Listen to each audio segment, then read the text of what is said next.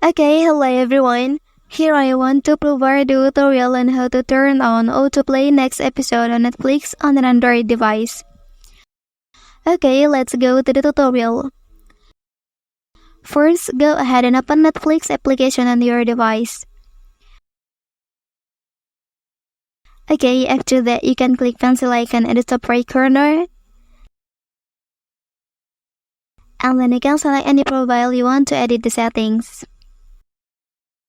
Okay, and then here will appear several settings, and then you can tap on Autoplay next episode to turn it on.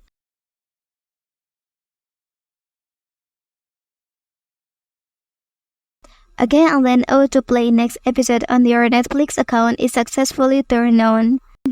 Well, that's the tutorial on how to turn on Autoplay next episode on Netflix on an Android device. If you are helped by this video, don't forget to like and subscribe to get other information from this channel. Thank you.